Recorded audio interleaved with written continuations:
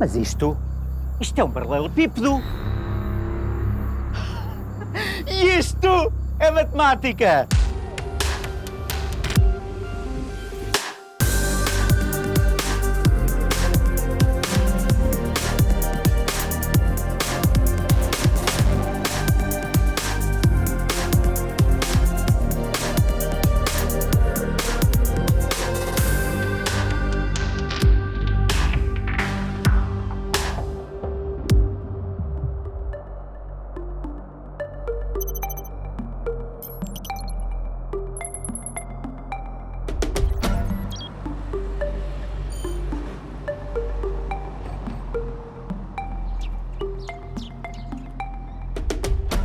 Olá, bem-vindo!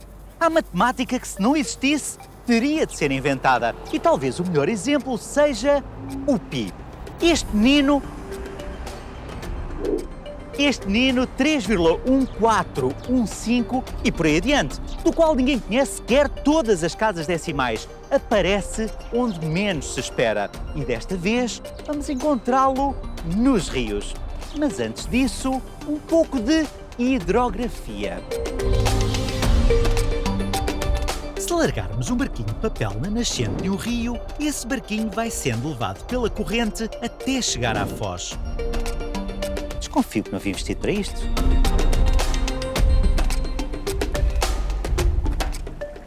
No caso do Rio Tejo, com a sua forma atual, esse barquinho percorreria cerca de 1038 km, desde a nascente na Serra de Albarracín, em Espanha, até à foz em Lisboa.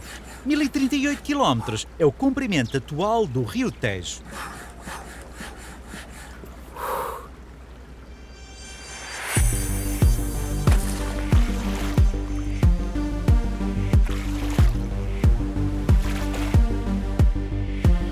Assim, à primeira vista, poderíamos pensar que os rios fazem curvas para ir contornando as montanhas, o que também é verdade, mas não é a história toda. Observem como o Rio Amazonas forma curvas numa zona essencialmente plana. A verdade é que, pela sua própria natureza, os rios têm tendência para formar curvas acentuadas e nós vamos navegar por elas.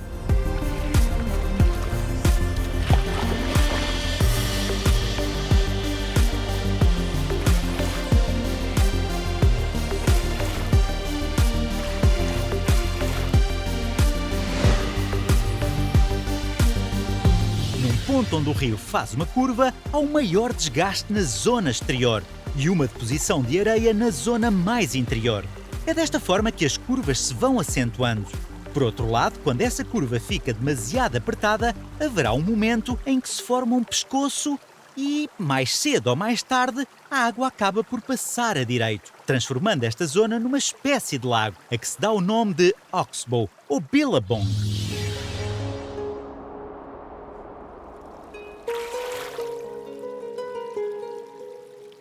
Resumindo, por um lado, a erosão acentua as curvas nos rios, tornando-os mais longos. Mas por outro, o fenómeno de formação de billabongs torna-os mais curtos. E se já se estão a perguntar, mas afinal, onde é que anda o pi? Calma, primeiro vamos conhecer o conceito de sinuosidade. E vamos até à praia descansar um bocadinho.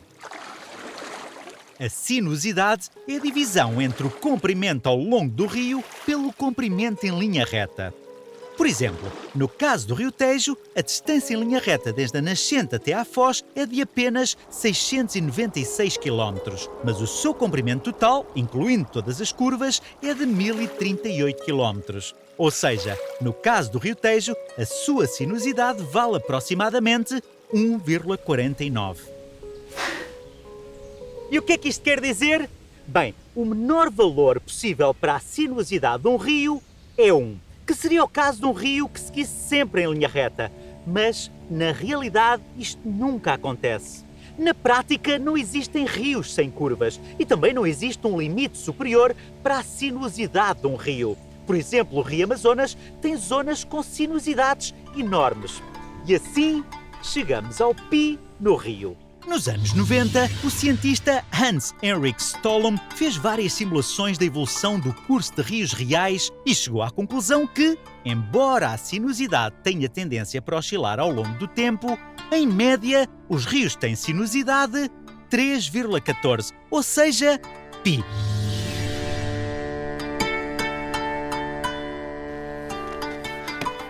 A expressão que deve estar à procura é WTF. Por que é que o π aparece aqui?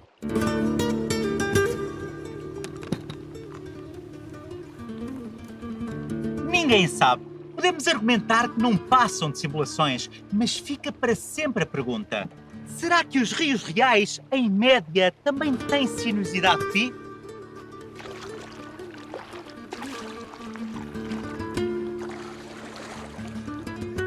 Vejamos.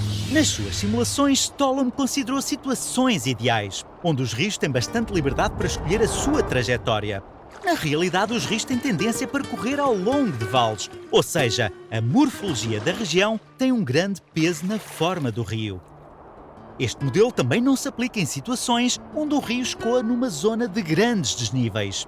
Nesses casos, a tendência da água para descer acaba por dominar e o rio acaba por ir mais em linha reta, criando sinuosidades mais baixas. Em troços mais planos, os rios têm tendência para criar mais voltas e reviravoltas, criando sinuosidades mais altas.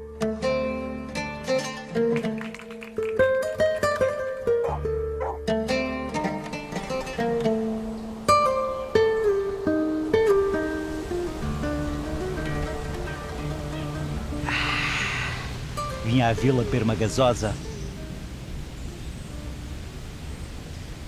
Devido à nossa geomorfologia, em Portugal os rios têm tendência para ter sinuosidades mais baixas.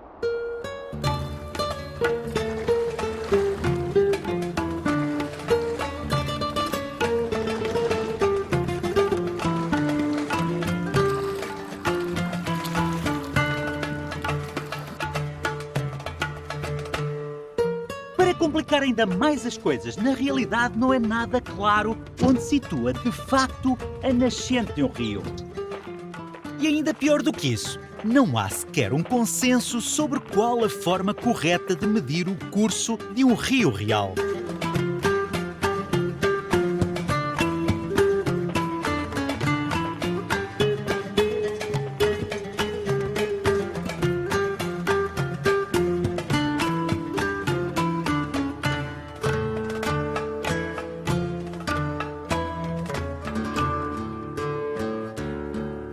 É caso para dizer, se acha a matemática complicada, imagina a realidade.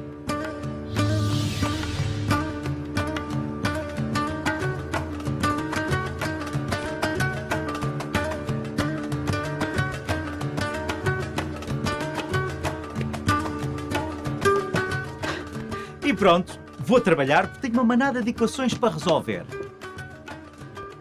E isto é matemática!